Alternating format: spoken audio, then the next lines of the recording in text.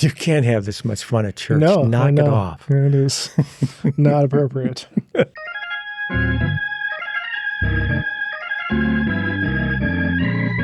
Hey everybody, welcome to another episode of Gospel Unplugged. My name is Pastor Cieslik, and today I am joined by my fabulous friend and colleague. Be still my thundering heart. Pastor Kalland, great to be with you. And Pastor Kalland, today we are starting a new book. Yeah. We are reading the book of Exodus over the next few weeks. It's a fun story, a dynamic story. Lots going on. And this week is when it all kind of kicks off and gets rolling. And so we're going to read from chapter 1, and then we'll talk about it, okay? Please. Yes. Great. Now a new king arose over Egypt who did not know Joseph.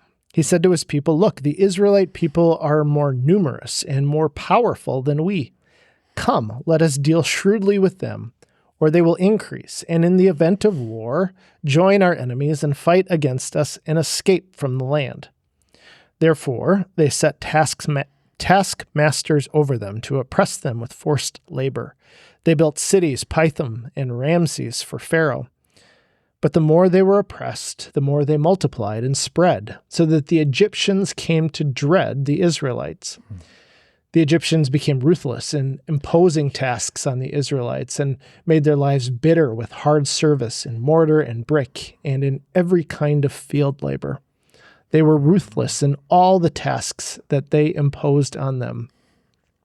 The king of Egypt said to the Hebrew midwives, one of whom was named Shiphrah and the other Puah, "When you act as midwives to the Hebrew women and see them on the birth stool, if it is a boy, kill him.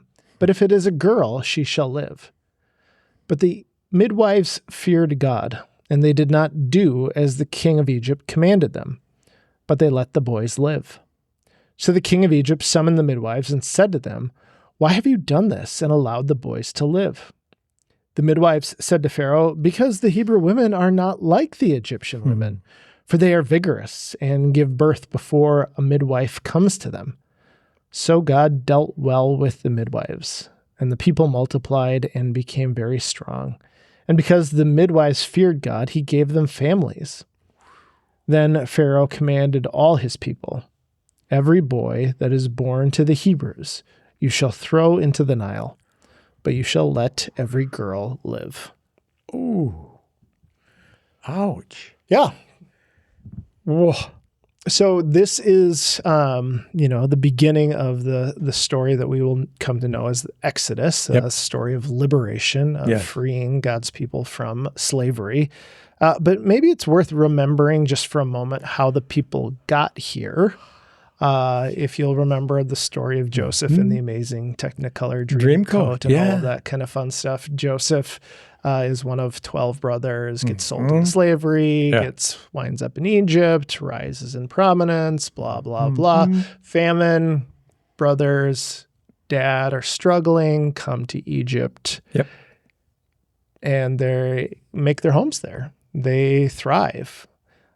Sure sounds like it, doesn't it? Things are going well. Like if we back up one more verse, it says in verse 7 of this chapter, the Israelites were fruitful and prolific. They multiplied, grew exceedingly strong, so that the land was filled with them.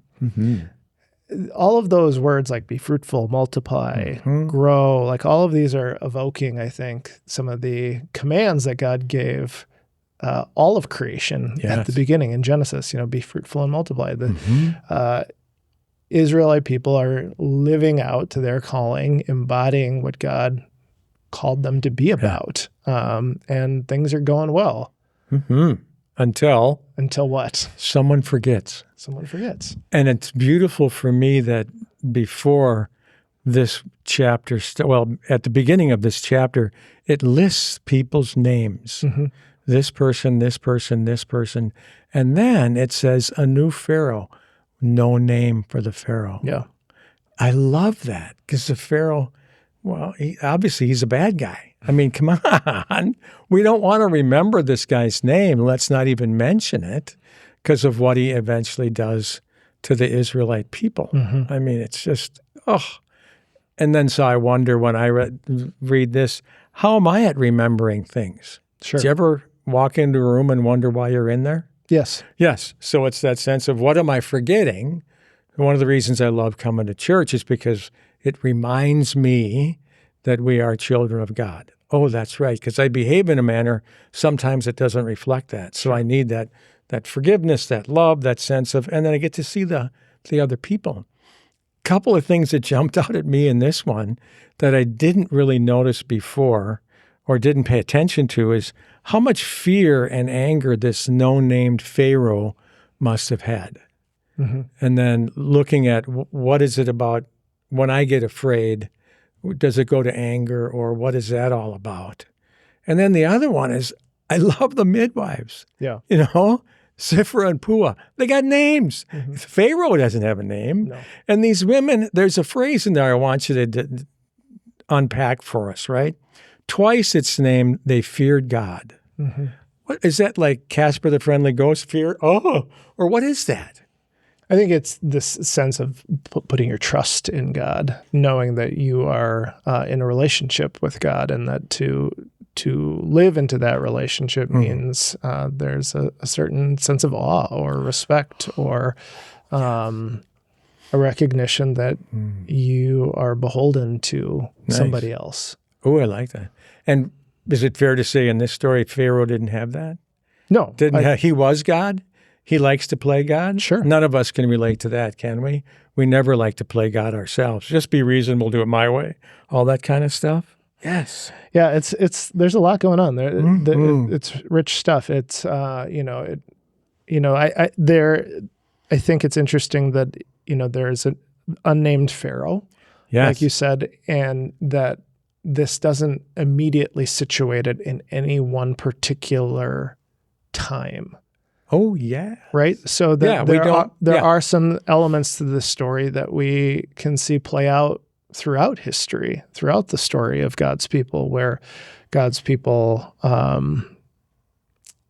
grow and become fruitful and multiply, and it causes others to fear, to be uncomfortable. Or you have an outside group of people who make their home in another country and grow, and how that creates a sense of people being unsettled by that fear and anger, and then the retribution that can follow there.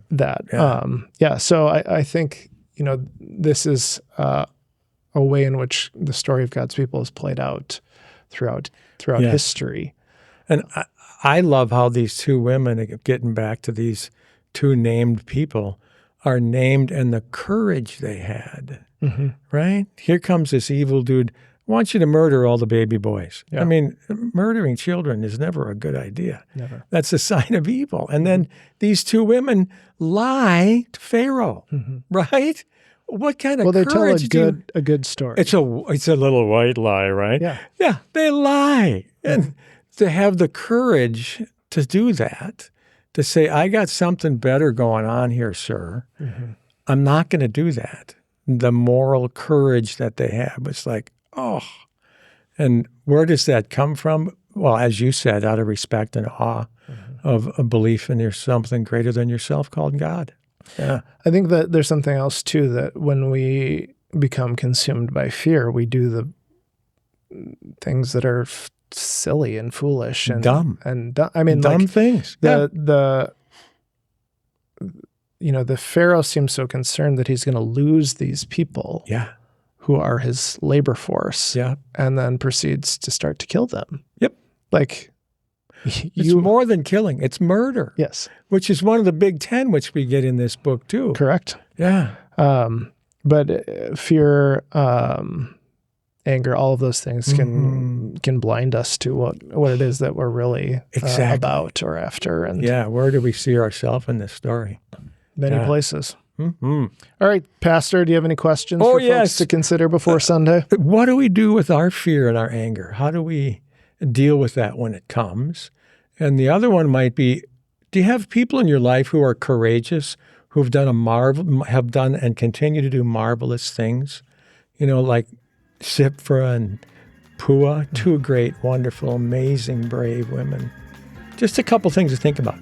Hope to see you on Sunday. Love it. Thanks so much. Appreciate your time today. Good to be with you. God bless you. We'll see you Sunday.